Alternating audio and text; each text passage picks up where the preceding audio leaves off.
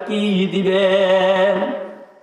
শুধু ওয়াজ শুনি কিন্তু আমল করি না, এই আমলের কোনো আসে যায় না। ওয়াজ শোনার পর যখন আমি আমল করিব তখন ওই আমলটা আমার কাজে আসিবে। যখন আমি এই ওয়াজের প্রতি মনোযোগী হইব তখন আমার এটা কাজে আসিবে।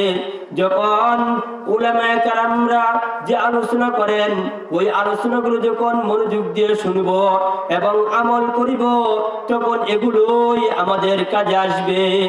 এত টাকা খরচ করে মাহফিলের আয়োজন করা হয়, প্যান্ডেলের ব্যবস্থা করা হয়, মাইকিনের ব্যবস্থা করা হয়, এত শ্রম দেওয়া হয় কিসের জন্য? কোনো দুনিয়াবি স্বার্থের জন্য নয়, একমাত্র আখিরাতের স্বার্থের জন্য।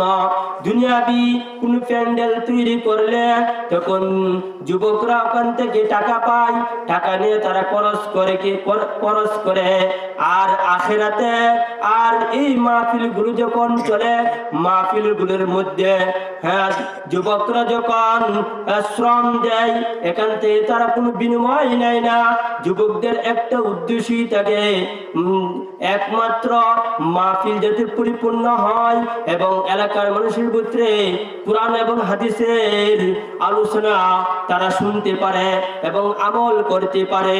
এরকম প্রতিজ্ঞা নিয়ে কোনো টাকা নাই, কোনো পয়সা নাই, পরিশ্রম করে একটি মাহফিলের আয়োজন করা হয়। কিন্তু এই মাহফিলের আয়োজন যে করা হয়েছে এখান থেকে আলেম উলামারা এসে যে ওয়াজ করতেছে, যে বয়ান করতেছে, এগুলো যদি আমরা মনোযোগ দিয়ে না শুনি তাহলে যুবকদের এই আয়োজন কোনো বিতা গেল। এরকম ভাবে যুবকদের এই মেহনতি কোনো কাজে আসলো না।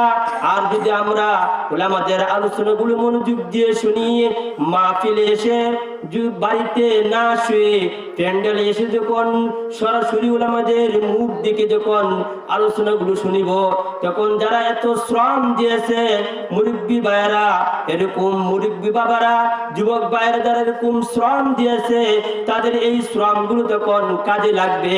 তারা বলবে যে মাহফিল এত সুন্দর আয়োজন, মানুষ দেখা যায় না বাড়িতে না শুয়ে মাহফিলে এসে চলে আসলো, আজকে আমাদের এই মাহফিল সাকসেস পুরো হয়ে গেল।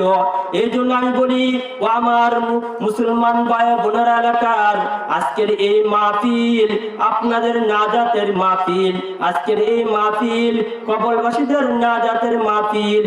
কেউ ওই বাড়িতে বসে না থেকে, দোকান পাটে বসে না থেকে আমরা প্যান্ডেলের নিচে চলে আসি এবং উলামায়ে কেরামের আলোচনাগুলো মনোযোগ